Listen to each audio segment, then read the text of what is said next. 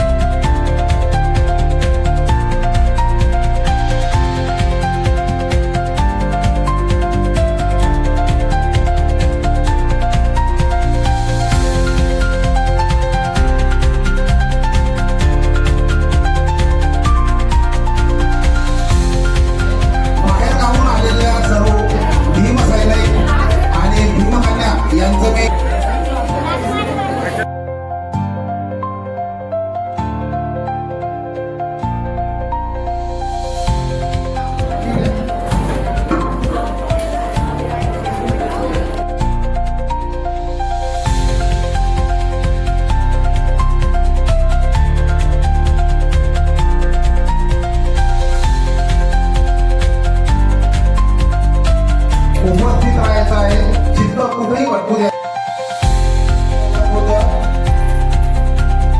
भारतीय घटनेचे शिल्प महाराष्ट्राचे आराध्य दैवत छत्रपती शिवाजी महाराज ज्यांच्या महामानवांनी महानायकांनी मानव कल्याणासाठी कार्य केले, या सर्वांना त्रिवार उभाळे त्यांचे जास्त वेळ न घेता आपल्या धाड गावल्या लाभलेल्या या सिने अभिनेत्री आयुष्यवती प्रियंकाताई आणि त्यांची सर्व टीम हे तथागत भगवान गौतम बुद्ध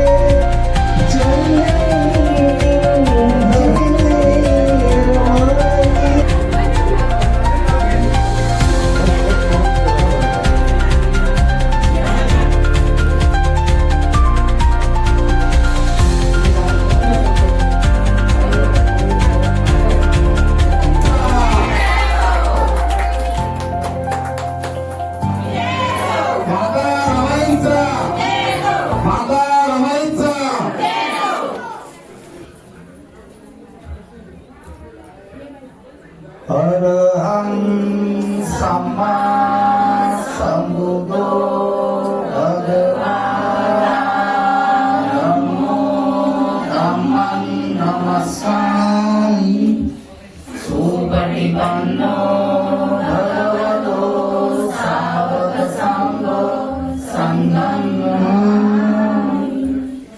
नमो तस्स भगवतो अरहतो सम्मा सम्बुद्धस्स नमो तस्स भगवतो अरहतो सम्मा सम्बुद्धस्स नमो तस्स भगवतो अरहतो सम्मा सम्बुद्धस्स बुद्धं शरणं गच्छामि धम्मं शरणं गच्छामि संघं शरणं गच्छामि द्वितीयंपि बुद्धं शरणं गच्छामि तृतीयंपि धम्मं शरणं गच्छामि तृतीयंपि संघं शरणं गच्छामि पाणातिपाता वेरमणि सिक्खापदं समादयामि अदिन्नदाना वेरमणि सिक्खापदं समादयामि कामेषु मिच्छाचारा वेरमणि सिक्खापदं समादयामि मुसावादा वेरमणि सिक्खापदं समादयामि सुरामेरयमज्जपमाना बाबासाहेब आंबेडकर यांची प्रतिमा आहे.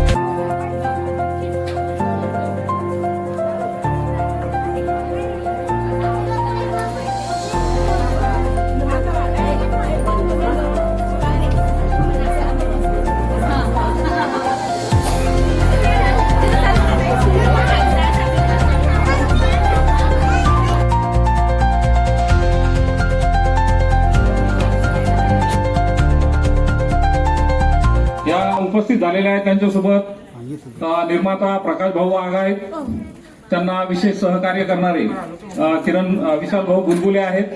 तर या सर्वांचं या आपल्या धाडमध्ये स्वागत करणं हे आपलं कर्तव्य आहे. तर मी सर्वप्रथम सविताबाई जाधव यांना या ठिकाणी आमंत्रित करतो की त्यांनी यावं आणि प्रियंकाताईंचा सत्कार करावा.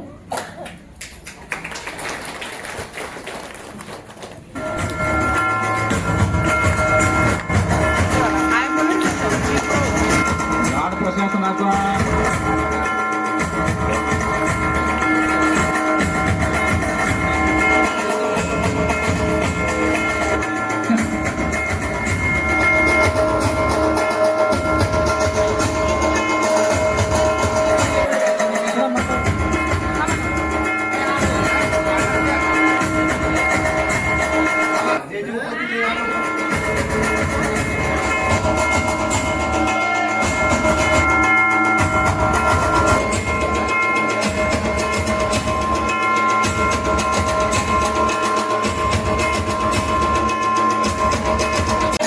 बुद्धविहार जोडो अभियानाच्या माध्यमातून या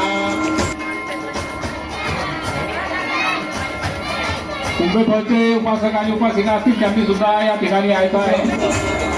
डॉक्टर बोर्डे यांनी या ठिकाणी चालवलेला आहे. बुद्धविहार जोडो अभियानाच्या माध्यमातून ब्रह्मसरोवर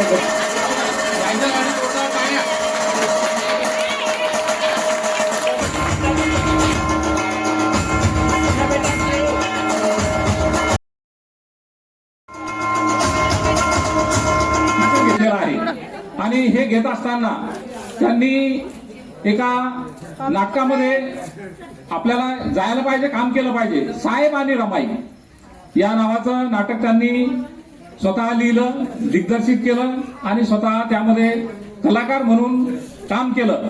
आणि काम करत असताना त्यांच्या डोक्यात विचार आला की रमाईबद्दल आपल्याला नेहमी असं सांगितलं जातं की रमाई म्हणजे कष्ट करणारी, सोशिक, शेणागोवऱ्या जमा करणारी, फाटकं लुगडं नेसणारी.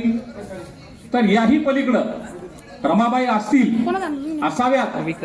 कारण डॉक्टर बाबासाहेब आंबेडकर यांच्या सारख्या महापुरुषाला पाठिंबा देणारी व्यक्ती निश्चितच कमकुवत किंवा फक्त शोषिक असणार नाही, तर ती कणखर सुद्धा असली पाहिजे. मग त्याचा त्यांनी शोध सुरू केला. आणि मग शोध सुरू करताना त्यांनी रमाईंच्या बद्दल जे काही लिखाण असेल, उपलब्ध असलेलं लिखाण त्यांनी वाचलं आणि त्यातून रमाई या पात्राला पुरेपूर न्याय मिळवून देण्यासाठी एक त्यांचं मनोगत अधिक रमाई अशा दोन्ही भूमिका या ठिकाणी सादर करण्याची विनंती करतो. ताईंनी कृपया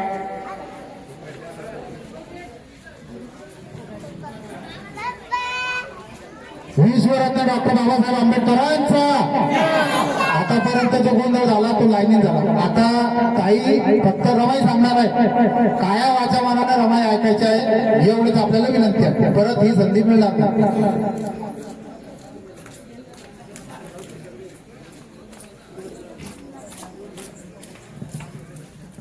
उपस्थित सर्व माता भगिनींना आणि इथं उपस्थित असलेल्या सर्व तरुण मित्रमंडळ यांना सन्मानाचा क्रांतिकारी जय भीम.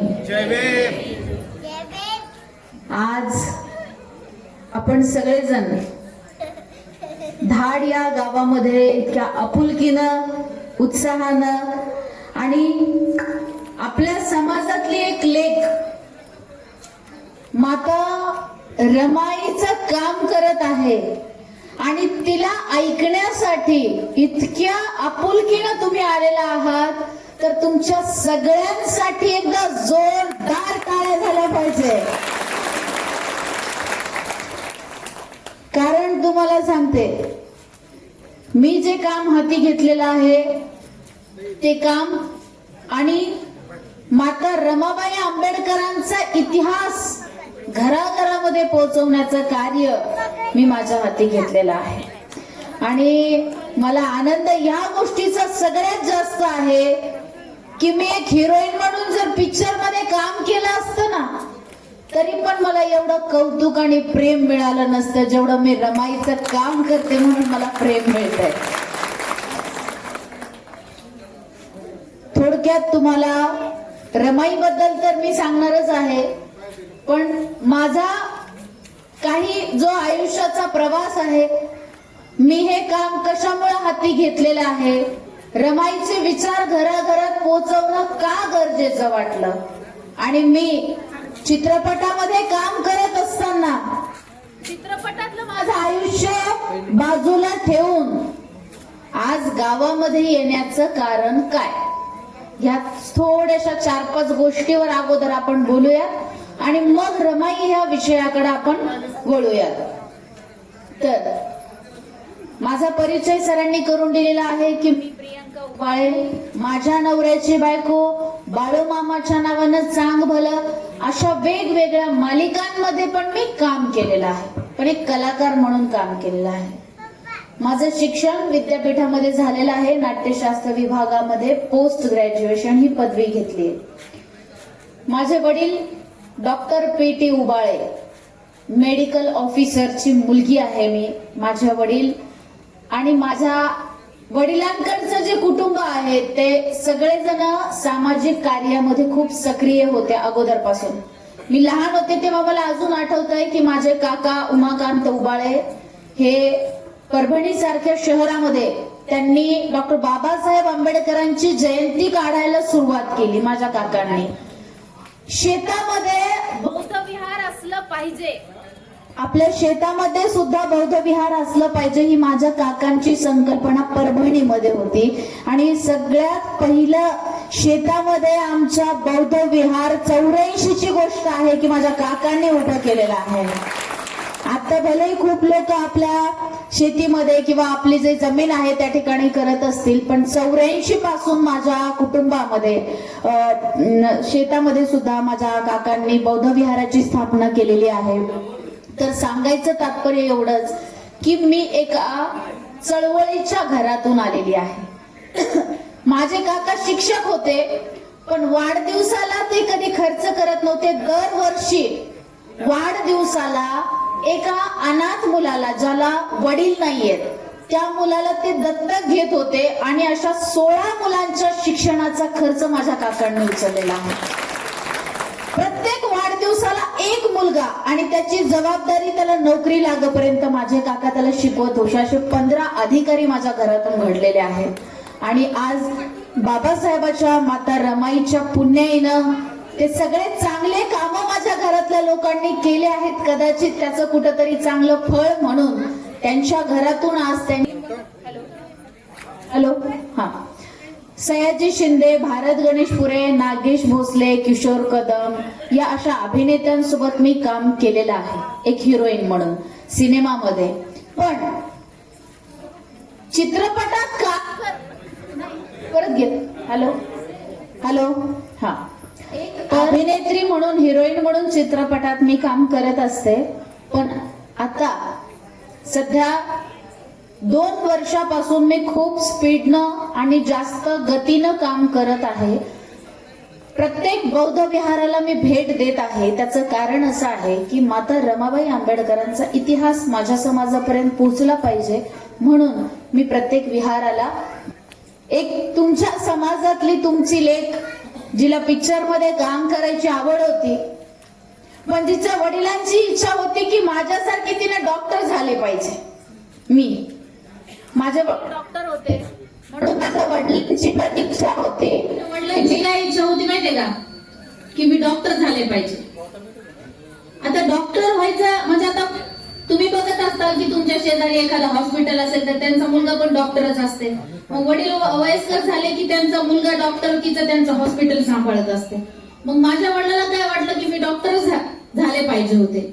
पण मला लहानपणापासून डान्स, ऍक्टिंग, पिक्चर मध्ये काम करायचंय असं नेहमी वाटायचं की मला पिक्चर मध्ये काम करायचंय, मला मालिकेत जायचंय, मला सिरियल मध्ये जायचंय.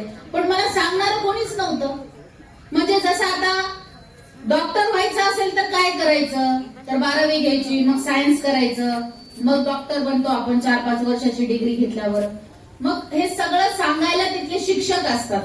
पोलीस भरतीमध्ये जायचं असेल तर काय करायचं, 10वी-12वी झाली की मग ते त्यांचं कुठलं तरी एक अकॅडमी असते त्याच्यात जॉईन व्हा. एक प्राध्यापक व्हायचं असेल तर काय करायचं, म्हणजे सगळं काही सांगायला लोक असतात. पण हिरोईन बनायचंय आणि हिरोईन बनण्यासाठी काय करायचं हे सांगायला कोणीच नाही. मग मला पडला प्रश्न, आता मला तर हिरोईन बनायचे ना, पण मला सांगायला कोणी नाही. कोणाला विचारायला गेलं हिरोईन बनायचे तर काय करायचं, ते म्हणे आम्हाला काय माहिती, आमचं थोडी कोणी घरातलं गेलेलं आहे हिरोईन बनायला. मग तिथून माझ्या आयुष्याची सुरुवात झाली. मी कॉलेजमध्ये तर शिकायला होते, माझा बायोटेक्नॉलॉजीला नंबर लागला. पण माझ्या वडिलांना हे लक्षात आलं की माझी पोरगी फक्त तिच्या डोक्यामध्ये हिरोईन बनायचं वेडा आहे आणि मी तिला चित्रपटामध्ये काम करण्यासाठी प्रोत्साहन दिलं पाहिजे.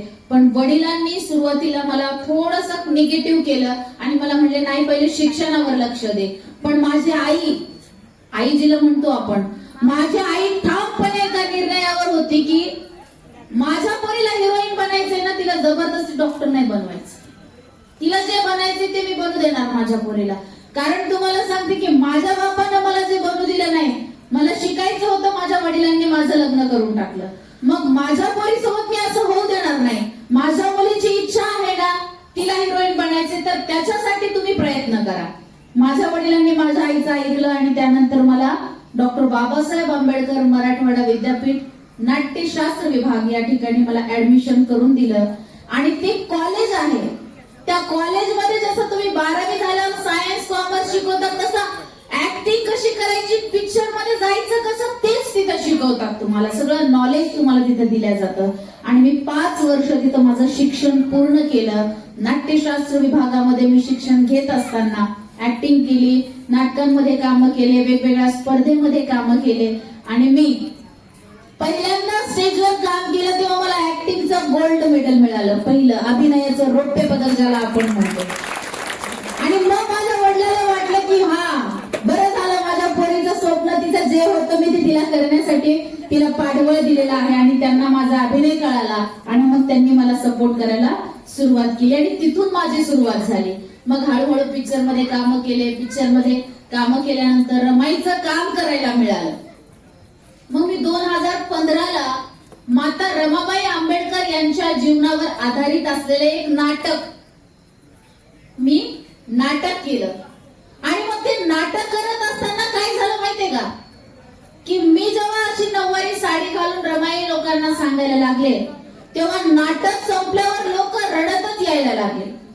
नाटक संपलं, महिला डोळ्याचे अश्रू पुसत पुसत, कोणी पदर पुसत पुसत माझ्याकडे आले, कोणी माझ्या पाया पडल्या, कोणी मला खूप लाईक केलं, कोणी मला जवळ घेतलं.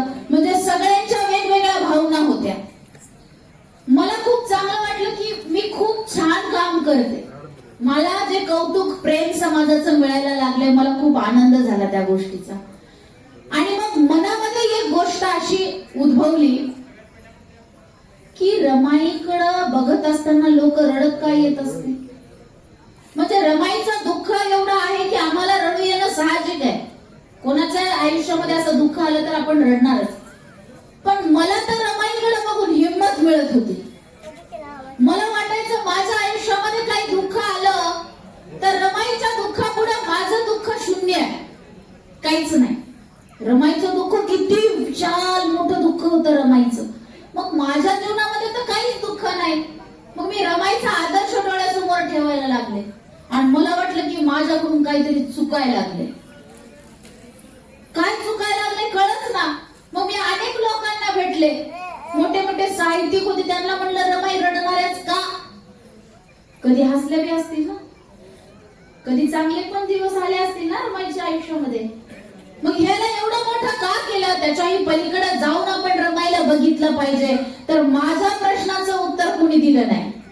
मग आपल्या बौद्ध धर्मामध्ये सांगितलेलं आहे की स्वयंप्रकाशित व्हा, स्वयंप्रकाशित व्हा. आणि त्या दृष्टिकोनातून 2015 पासून मी माझा अभ्यास सुरू केला आणि 2018 मध्ये मला माझ्या प्रश्नाचं उत्तर स्वतःच मिळालेलं आहे की रमाई जेवढ्या रडणाऱ्या आहेत त्याच्यापेक्षा जास्त त्या लढणाऱ्या आहेत, हिंमतवाल्या आहेत, कणखर आहेत, स्ट्रॉंग आहेत. आणि या धाडसी रमाई मी माझ्या समाजाला सांगितल्या पाहिजे. आणि मग तेव्हापासून माझा जो प्रवास सुरू झाला, आज इथपर्यंत यशस्वी वाटचाल केलेली आहे.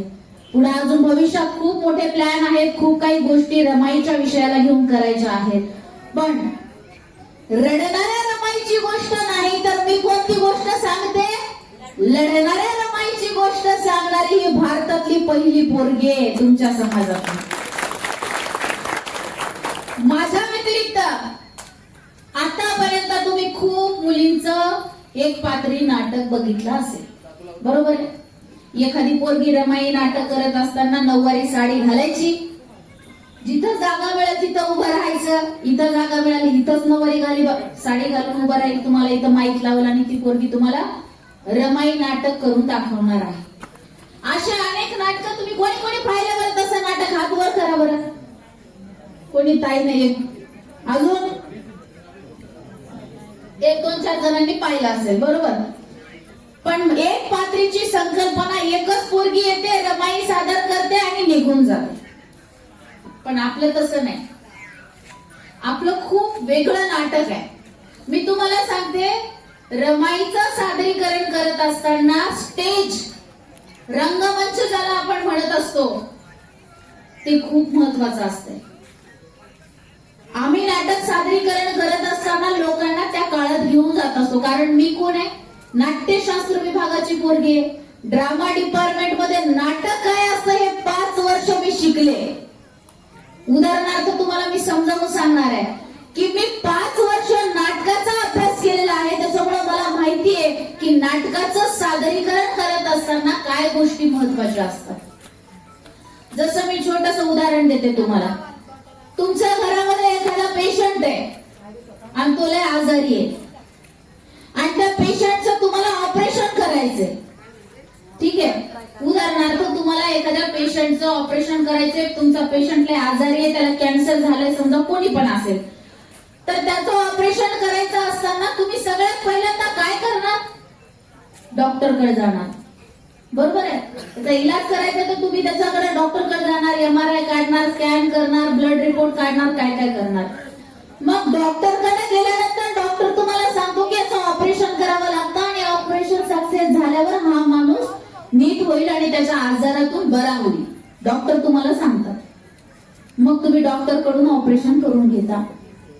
मग मला तुम्ही सांगा, जर तुम्ही डॉक्टरकडे गेले नाही आणि मी हिरोईन आहे आणि तुम्ही माझ्याकडे रिपोर्ट घेऊन आलात आणि मला म्हणलात की आमचं पेशंट आहे आजारी आहे, आणि मी जर तुम्हाला म्हणलं की हो हो मी हिरोईन आहे पण मी तरी पण तुमचं ऑपरेशन करून देते तुमच्या पेशंटचं, तर तुम्ही करून देता का?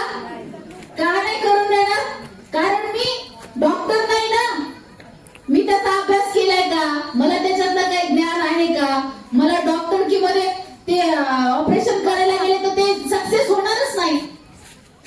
त्या डॉक्टरनं केलेलं ऑपरेशन आणि एका ऍक्टरनं केलेलं ऑपरेशन याच्यामध्ये जमीन आसमानचा फरक असेल.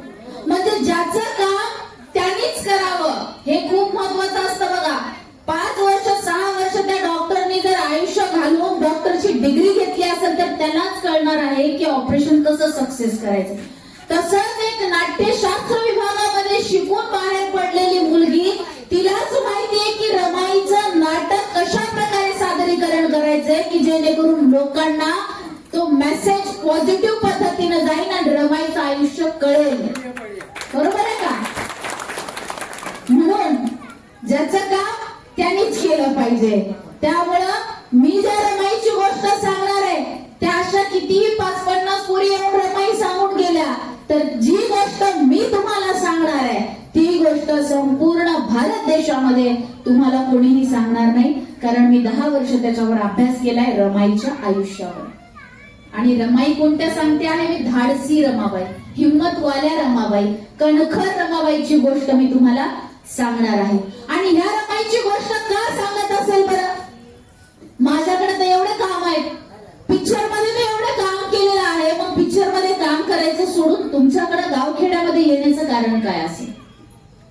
तर खऱ्या अर्थानं ही आंबेडकरी चळवळ जर स्ट्रॉंग करायची असेल, म्हणजे या आंबेडकरी चळवळीला जर मजबूत करायचं असेल तर आजच्या बायकांना रमाबाई कळाल्या पाहिजे.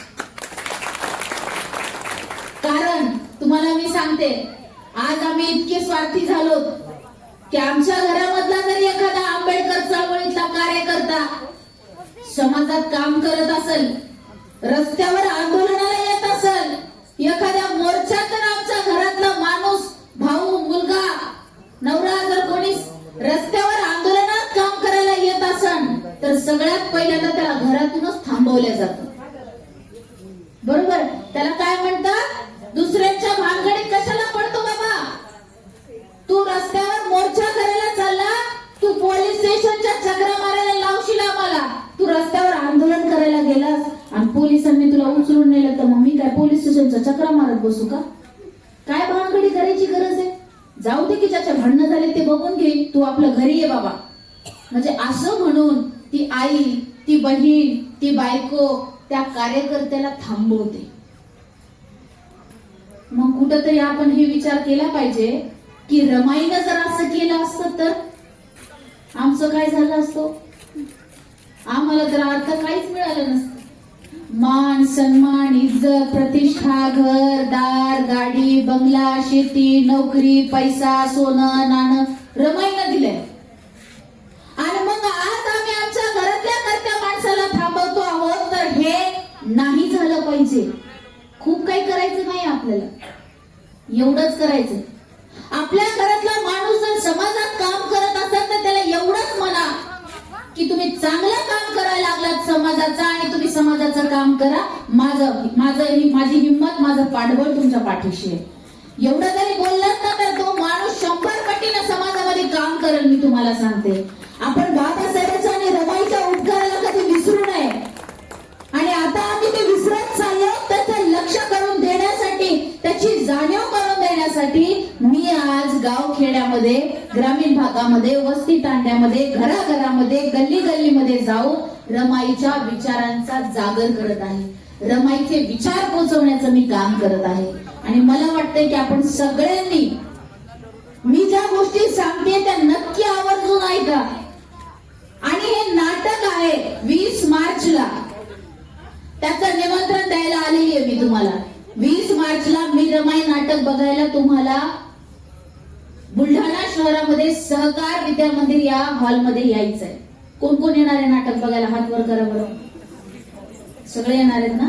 यावंच लागणार आहे रमाईसाठी, माझ्यासाठी नाही यायचं. मी कोण आहे हो?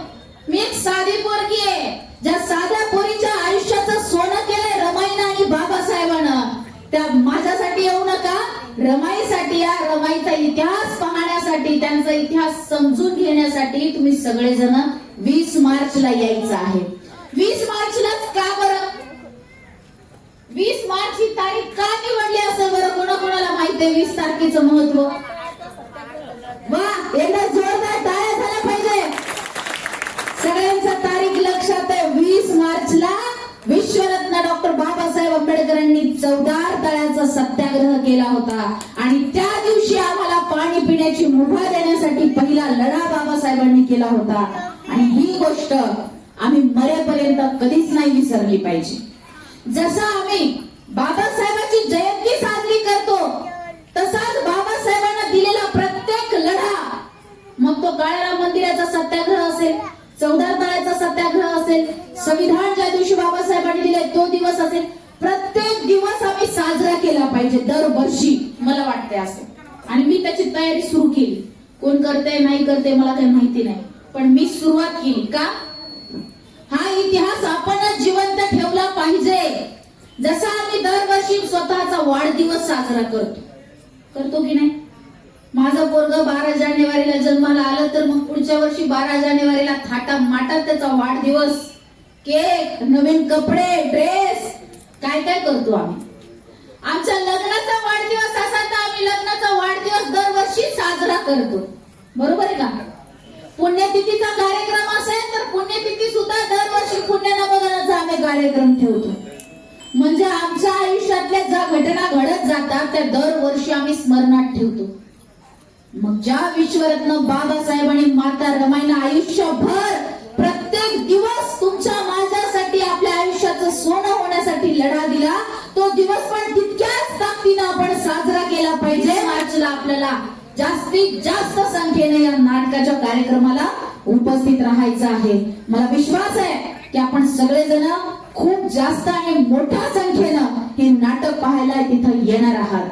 हे नाटक म्हणजे आपल्या माय माऊलीचा इतिहास, त्यांनी जे तुमच्या माझ्यासाठी देशासाठी दिलेलं बलिदान आहे ते मी तुम्हाला दाखवणार आहे. बघा, आता एक छोटंसं उदाहरण देऊन समजावून सांगते.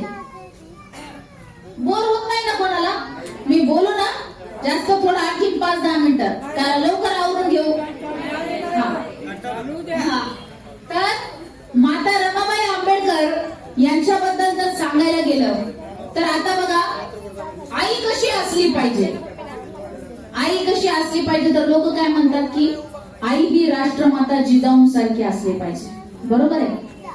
ज्या राष्ट्रमाता जिजाऊंनी छत्रपती शिवाजी महाराजांना घडवलं अशी आई असली पाहिजे प्रत्येकाची, तर ते घरातलं लेकरू घडणार आहे असं लोक म्हणतात.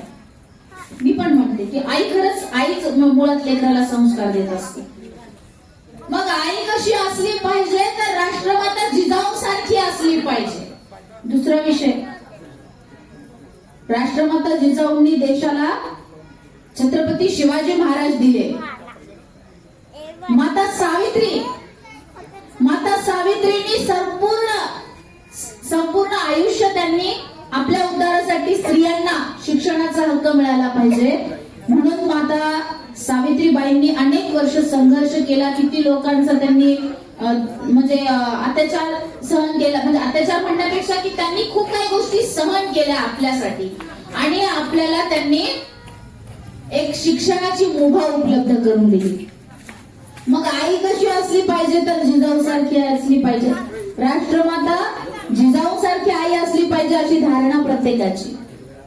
मग रमाईकडे बघून आम्ही काय आदर्श घेतो, म्हणजे आई अशी पाहिजे, आणि सावित्रीमाईंनी आपल्या सोबत एवढ्या सगळ्या गोष्टी करून संघर्षातून आपल्याला उभं केलं. मग सावित्रीमाईंचा आपण शिक्षणाचा लढा लक्षात घेतला पाहिजे, समोर येऊन कामं केले पाहिजे. मग रमाईकडे बघून आम्ही काय आदर्श घेतला पाहिजे बरं? मला वाटतंय की रमाईकडे बघून आम्ही असा आदर्श घेतला पाहिजे की एक बायको कशी असली पाहिजे, तर ती रमाई सारखी असली पाहिजे. तर त्या माणसाच्या आयुष्याचं सोनं आहे सोनं. त्या माणसाच्या आयुष्यात जर रमाई सारखी समजूतदार बायको जर आली ना, तर त्या माणसाच्या आयुष्यामध्ये दुःख नावाची गोष्ट जरा 100% तर दुःख कोणाचंच नाहीसं होत नसतंय, पण 100 पैकी 99% तरी दुःख बाजूला जाईल अशी समजूतदार बायको प्रत्येकाच्या घरात असेल, तर या सगळ्या गोष्टी कारणीभूत आहेत. हा इतिहास तुमच्या समोर दाखवणं अत्यंत गरजेचं आहे. म्हणून मी इथे आलेले आहे की आज घरातलं राशन संपलं, बायको कशी असली पाहिजे बघा. आज घरातलं राशन संपलं तर काय होतं, नवरा बायकोचे भांडणं होतात का नाही? होतात ना. मग रमाईचं काय बरं? रमाईचं काय, रमाईच्याही घरामध्ये अनेक वर्ष बाबासाहेब नसताना उपाशीपोटी राहण्याची वेळ आली असेल, पण रमाईनं काय केलं? रमाईनं तुमच्या माझ्यासाठी आयुष्याचं समर्पण केलं. रमाई काय बाबासाहेबाला भांडत बसलं नाही, तर त्यांनी काय केलं, साहेब तुम्ही शिका, मी घर सांभाळते असं म्हणून माता रमाबाई आंबेडकरांनी आलेल्या संकटावर मात केली आणि मोठ्या हिमतीनं बाबासाहेबांचा संसार केलेला आहे.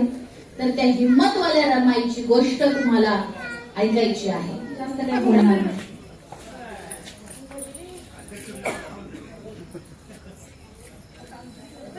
चालू केला व्हिडिओ.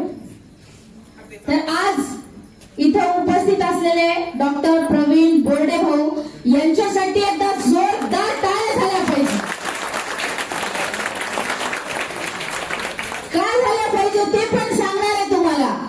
मी काही दिवसांपूर्वी भाऊला फोन केला आणि मी म्हटलं की भाऊ मी रमाईचं काम करते, असं माझी इच्छा आहे, तुमच्या गावामध्ये मला भेट द्यायची आणि रमाईबद्दल माहिती सांगायची. मी जवळपास भाऊ 10 फोन केले असतील, 10 गावातल्या कार्यकर्त्यांना. मी असा मोबाईल फेकून दिला बाजूला, म्हणजे नाही मला नाही करायचं म्हणलं हे काम. जाऊ दे प्रकाश म्हटलं आपण जाऊयात. लोकांचा कधीही पॉझिटिव्ह रिस्पॉन्स जो पाहिजे ना तो येत नाही. बारा भानगडी विचारतात, कोण कुठून कधी आल्या, काय करतात, कशाला येतात, काय काम आहे आणि किती वेळ बोलणार. पण भाऊने एका प्रश्न नाही विचारला, डायरेक्ट म्हणले ताई तुम्ही कधी येणार तारीख सांगा. ही कौतुकाची थाप आहे. मी जे काम करत होते ना, मला असं वाटलं 10 लोक जरी माझ्या म्हणजे 100 गोष्टी विचारून मला निगेटिव्ह करत असतील तर एक माणूस बाबासाहेबांच्या विचारांचा की ज्यांच्यामुळे मी पुन्हा नव्यानं उभं राहिले, मला असं वाटलं की नाही 10 लोक वाईट आहेत तर एक माणूस तरी बाबासाहेबांच्या विचारांना पेटलेला आहे. आणि मी लगेचच भाऊला बोलल्यावर एवढे आनंदी झाले. मी म्हटलं की बघा आपण काम करत आहोत, पण आपल्या समाजात अशीही काही आहेत तरुण मुलं लोक की जे आपल्या कामाची दखल घेत आहेत. आणि खऱ्या अर्थानं भाऊ तुमच्यासारखे आंबेडकरी चळवळीतले कार्यकर्ते आहेत म्हणून कदाचित मी माझं काम इतक्या प्रामाणिक आणि इमानदारीनं तुमच्यापर्यंत घेऊन जाऊ शकत आहे. नाहीतर रमाईच्या नावावर राजकारण करणारे पण खूप आहे. पण मी तुम्हाला एवढंच सांगू इच्छिते की आज भाऊंमुळे मी धाड शहरामध्ये आले, धाड गावामध्ये मी तुम्हाला रमाईचा इतिहास सांगण्यासाठी तो उभी राहू शकले. मला आल्यावर इतका आनंद झाला की इतक्या छान प्रकारे माझं स्वागत केलं, फटाके वाजवले. म्हणजे मला खरंच मनातून आनंद झाला की मी खरंच आज एक सेलिब्रिटी म्हणून काम करत असताना माझ्या समाजाला माझ्या कामाचं, माझ्या कार्याचं कौतुक आहे. आणि कौतुकाची थापच माणसाला पुन्हा नव्यानं काम करण्याची ऊर्जा आणि बळ देत असते. तर मनापासून तुमचे खूप खूप धन्यवाद. तुम्ही माझ्या कामाची दखल घेतली. आणि त्याचबरोबर मी तुमच्या सगळ्यांचे सुद्धा मनापासून खूप खूप आभार मानणार आहे की भाऊच्या एका शब्दावर इतक्या मोठ्या प्रमाणामध्ये इथं समाज उपस्थित झालेला आहे. लगेच लक्षात येतं की तुमच्या एका फोनवर इतके जण तुम्ही एकत्र करू शकता. तर तुमचं जे काम आहे, जी बाबासाहेबांप्रती जी चळवळ पुढे घेऊन जाण्याची जी निष्ठा आहे, ती खरंच इथं तुमच्या सगळ्यांमध्ये ती आपुलकी आणि तुमच्यातली एकी दिसून आली मला. तर उपस्थित सर्व भीमसैनिकांचे मी मनापासून खूप खूप धन्यवाद व्यक्त करते भाऊ. Thank you so much. आणि असेच सगळेजण मोठ्या संख्येनं दिनांक 20 मार्चला सुद्धा उपस्थित राहणार आहात अशी मी अपेक्षा व्यक्त करते. आणि मी फक्त आता शेवटचा जो माझा मुद्दा आहे त्याला मी हात घालते. थँक्यू भाऊ. जय भीम. आता भटना सुरू आहेत आणि स्वाभिमानाने आज माता रमाई या नाटकातील आणि सिने अभिनेत्री प्रियंका उबाळे मॅडम, त्यांचे पती वाघ सर आणि त्यांचे सहकारी बुलबुले सर इथे आपल्या एका फोनवर त्यांनी माता रमाई या नाटकाच्या संदर्भामध्ये आपल्या सर्वांना इथे वेळ दिला. त्याबद्दल मी सतशः आमच्या धाड येथील सर्व उपासक उपासिका, बुद्ध विहार जोडो अभियानातील सर्व ग्रामस्थ आणि सर्व धम्मसेविका यांच्या वतीनं सर्वत्र आपल्या आभार व्यक्त करतो, धन्यवाद व्यक्त करतो की जी माता रमाई आम्ही फाटक्या मुघळत पाहिलेली ऐकलेली आहे. आणि राजगृहात गेल्यानंतर त्या रमाईची कायापालट ही तर अगोदरच होती. तसं मॅडमने सांगितलेलं आहे की सुभेदार रामजी सपकाळ यांची सून हा एक दरारा होता, परंतु मध्यंतरी गावामध्ये त्यांच्यावर काही प्रसंग ओढवले. परंतु बाबासाहेब शिक्षण घेतल्यानंतर, राजगृह बांधल्यानंतर त्यांना जो अनुभव आला, त्या अनुभवाचं खरं पात्र माता रमाई म्हणून या प्रियंकाताई उबाळे हे 20 तारखेला आयोजित करत आहे. तर ताई, मी धाडवासियांच्या वतीने आपल्याला एक आनंदाची गोष्ट देतो की सर्वात प्रथम पावती ही मी स्वतः माझ्या 4 पावत्या आपल्या हाताने फाडून घेणार आहे. सर्वात प्रथम धाडमधून आमची सर्व टीम, धम्मोपासिका असो, धम्मोपासक असो, धम्मसेवक असो, यांच्या वतीने पण पावत्या फाडल्या जाते. त्यांची पण ग्वाही देतो. तर या कार्यक्रमासाठी आयुष्यमान संतोषराव जाधव मुख्याध्यापक सर यांच्या वतीने हे अल्पोपहाराचं दान आलेलं आहे. तसेच सुशांत एंटरप्राइजेस, ज्याला वॉटर प्युरिफायर कंपनी आहे, त्यांचे मालक आयुष्यमान सुभाष थोरात यांच्याकडून आतापर्यंत पुष्पगुच्छ आणि हा जो तुमचा सत्कार झालेला आहे याचा सर्व खर्च या कंपनीचे मालक सुशांत भाऊ यांनी दिलेला आहे. तसेच शॉल आणि इतर जो खर्च झालेला आहे त्याचा खर्च आमचे धम्मसेवक कबीर भाऊ यांच्या पण झालेला आहे. आणि यामध्ये सर्वात जास्त सहकार्य आमच्या या कमिटीचे अध्यक्ष गौतमजी चव्हाण यांनी ही जे सर्व तुम्हाला डेकोरेशन दिसतं हे सर्व त्यांनी केलेलं आहे. आणि त्यांच्या सोबत जे सहकारी होते त्या सर्वांचं मी इथे मनपूर्वक असं आभार मानतो. सर्व धम्मसेविका, धम्मसेवक, पाहुणा, गावाहून आलेले, विशेषतः आमच्या बुद्ध विहार जोडो अभियानाचे सर्व सभासद, रात्रीची वेळणी करता आम्हाला रमाई येत नाही असे भडगावचे आमचे मगर दादा आहेत, करडीच्या आमच्या मामी आहेत, तसेच कुंभटचे आमचे उपासिका आलेले आहेत. आणि या सर्वांचे मी आपल्या धाडच्या वतीने, व्यवस्थापक या नात्याने आपल्या सर्वांचे आभार मानतो. आणि हा कार्यक्रम इथे संपन्न झाला असा जाहीर करतो. आपण सर्वांनी अल्प उपहार घेऊन जावा. ताईचं भोजन राहिलेलं आहे, सरांचं पण भोजन राहिलेलं आहे. तर आपला अल्प उपहार असतो. आपल्याला फोटो व्हिडिओ शूट जर करणं असेल तर आपण ताईंसोबत ते काढू शकता. आणि सोशल मीडियावर जेवढ्या प्रकारे तुम्ही व्हायरल करसाल तेवढं ताईंच्या पात्र हे जगापर्यंत पोहोचून सोशल मीडिया हाच असा एक माध्यम आहे आपल्या समाजासाठी की आपण आपली धर्म चळवळ असो किंवा विचार असो हे जगापर्यंत पोहोचून कार्य करू शकतो. तर मी आता इथे थांबतो आणि सगळ्याची रजा घेतो. तर जाता जाता एक नारा द्यायचा आहे आपल्याला. विश्वरत्न भारतरत्न परमपूज्य डॉक्टर बाबासाहेब आंबेडकरांचा, माता रमाईचा, माता रमाईंचा, माता रमाईंचा. इथे थांबतो. जय भीम, जय संविधान.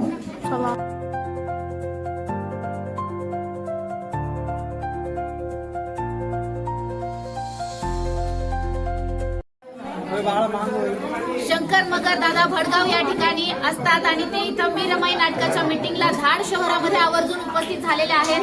दादांचे मनापासून आभार मानते आणि दादाच्या गावातील सर्व भीमसैनिकांना मी विनंती करते की धाडसी रमाईचा इतिहास पाहण्यासाठी 20 मार्चला संध्याकाळी 6 वाजता आपण बुलढाणा शहरातील सहकार हॉल या ठिकाणी जास्तीत जास्त संख्येने उपस्थित राहा अशी सर्वांना विनंती करते.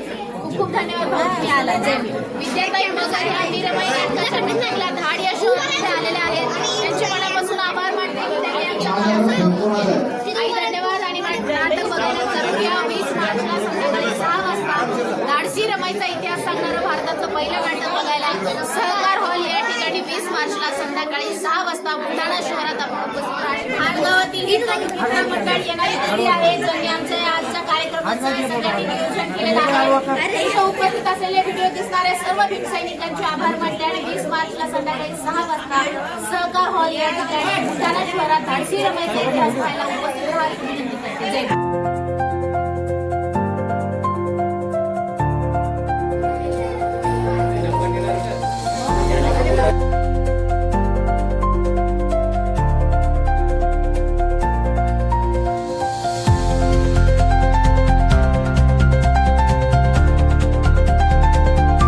बुलढाणा शहरातील धाड गावातील महिला मंडळचे प्रेम.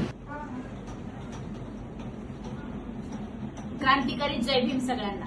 मला सगळ्यांना क्रांतिकारी जय भीम आणि सांगताना खूप खूप आनंद होत आहे की धाड या गावामध्ये आम्ही आज दिनांक 15 मार्च 2026 ला मी रमाई नाटकाची मीटिंग ठेवली होती आणि तुम्ही पाहू शकता की सर्व महिला मंडळी इथं उपस्थित आहे आणि सगळ्यांची इच्छा आहे की सगळ्यांच्या घरी आम्ही जेवण केलं पाहिजे.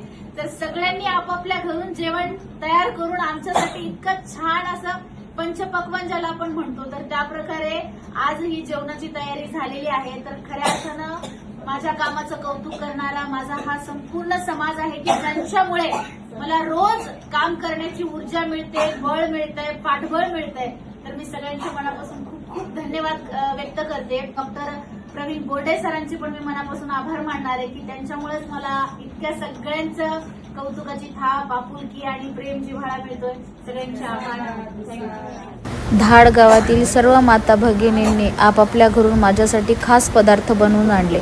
कुणी माझ्यासाठी भेंडीची भाजी, कुणी आलूची भाजी, कुणी शेंगदाण्याची चटणी, कुणी वरण भात. त्या थाळीत फक्त अन्न नव्हतं, ती होती मायेची ऊब, आपुलकीचा स्पर्श आणि समाजाचं निस्सीम प्रेम. सर्वांच्या मनापासून खूप खूप धन्यवाद. जय भीम, नमो बुद्धाय.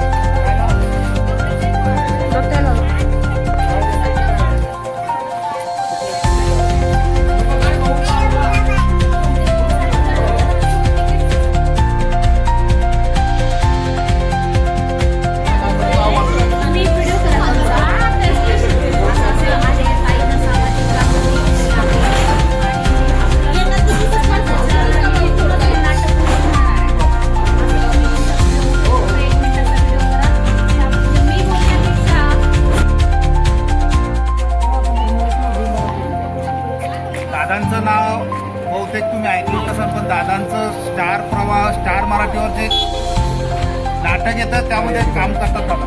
हे पण एक उत्कृष्ट असे कलाकार.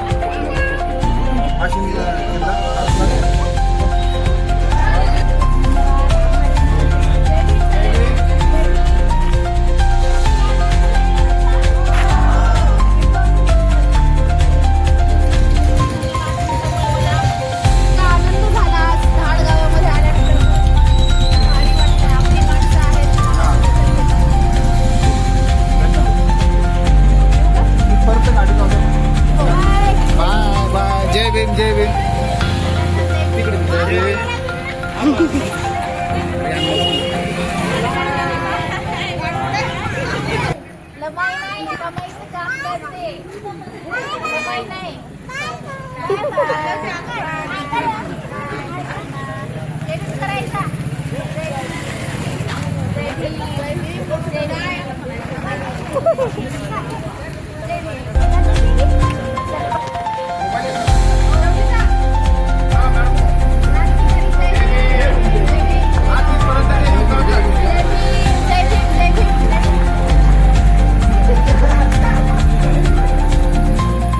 अजिंठा बुद्ध विहार धाग YouTube चैनल।